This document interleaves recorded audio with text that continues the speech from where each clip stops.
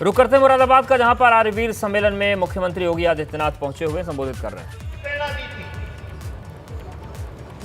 उस पंच प्रण में एक विरासत के सम्मान का भी है, और महर्षि दयानंद सरस्वती की विरासत पर भी हर भारतवासी गौरव की अनुभूति करता है। हम महर्षि दयानंद सरस्वती को स्मरण कर रहे हैं इसलिए क्योंकि वे हमारी विरासत के हिस्से हैं, और इसीलिए उस पर गौरव की अनुभूति की प्रेरणा कौन दे रहा है? ये प्रधानमंत्री मोदी जी ही दे रहे हैं। उन्होंने कहा है गुलामी का कोई भी चिन्ह न रहे, लेकिन विरासत पर गौरव की अनुभूति भी होनी चाहिए। स्वामी रामदेव जी जो काम कर रहे हैं, आत्मनिर्भर भारत की परिकल्पना को साकार करना है, ये भी पंच प्रण के अंदर आता है। और स्वामी जी जब आयुर्वेद की दवाओं को और उत्पादों को भारतीय बाजार में प्रस्तुत करके विदेशी कंपनियों को चुनौती देते हैं, तो यह भी आत्मगौरव की अनुभूति कराने वाला क्षण हम सबके सामने होता है। भाइयों बहनों, यही स्थिति आज यहां पर की जा रही है। आप सब देख रहे होंगे, वर्तमान में हम लोग उत्तर प्रदेश के अंदर एक योजना चला रहे हैं, मुख्यमंत्री सामूहिक विवाह की योजना, बिना भेदभाव के। अगर शुद्धि का आंदोलन नहीं चला होता, विधवा विवाह, बाल विवाह को समाप्त करके और विधवा विवाह की अनुमति हिंदू समाज में नहीं होती, क्या इस प्रकार के आयोजन संभव हो पाते? आज हम लोग चला रहे हैं 2 लाख से अधिक सामूहिक विवाह के कार्यक्रम प्रदेश के अंदर संपन्न हो चुके हैं। 2 लाख जोड़ों का जन सहयोग से और सरकार के सहयोग से। कृषि में स्वदेशी तकनीक उपयोग हो, और अब तो आपने देखा होगा प्रधानमंत्री मोदी जी ने प्राकृतिक खेती को, गौ आधारित खेती को पूरे देश के अंदर युद्ध स्तर पर आगे बढ़ाने के लिए भी एक नए कार्यक्रम की शुरुआत की है। यूनियन बजट का हिस्सा इसको बना दिया है।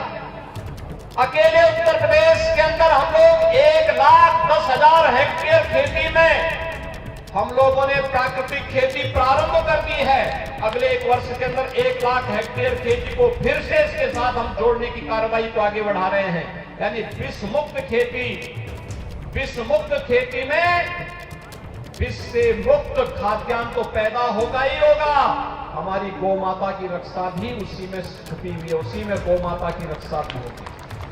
अब गौ माता की जय बोलने से जय जयकार नहीं होने वाला है, उसके इस आस्था का सम्मान करने के लिए हमें उस प्रकार के कार्यक्रम के साथ जुड़ना ही होगा। और प्राकृतिक खेती उत्तम साधन है। पूरे देश के अंदर हर राज्य में एक नई प्रतिस्पर्धा प्रारंभ हुई है कि हमें प्राकृतिक खेती के साथ जुड़ना चाहिए, और आज जो कार्यक्रम भी तेजी के साथ आगे बढ़ा है। और साथ साथ मैं आपको बता ही रहा था, आयुष पद्धति को देश के अंदर मिलना सम्मान पहली बार ये हुआ है। योग को, आयुर्वेद को, प्राकृतिक चिकित्सा को, यूनानी, सिद्धा, इन सभी परंपरागत चिकित्सा पद्धतियों को भारत के अंदर सम्मान मिला है, और इसके लिए आयुष मंत्रालय का गठन भी प्रधानमंत्री मोदी जी ने ही किया है। भाइयों बहनों, ये जो नया भारत है, ये नया भारत अपने ऋषि मुनियों की परंपरा पर गौरव की अनुभूति करता है।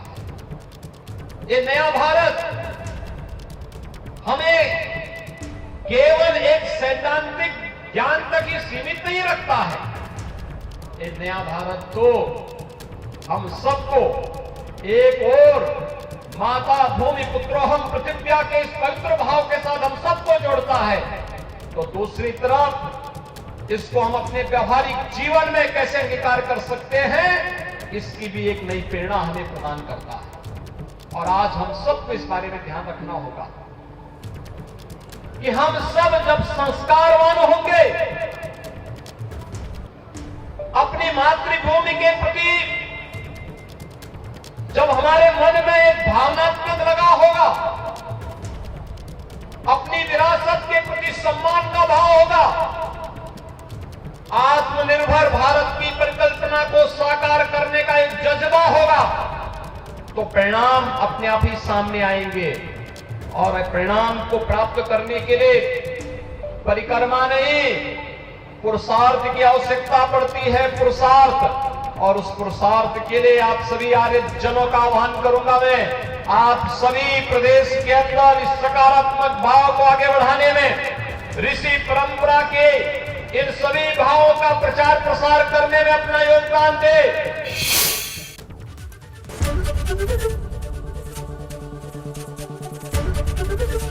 एबीपी गंगा, खबर आपकी, जुबान आपकी।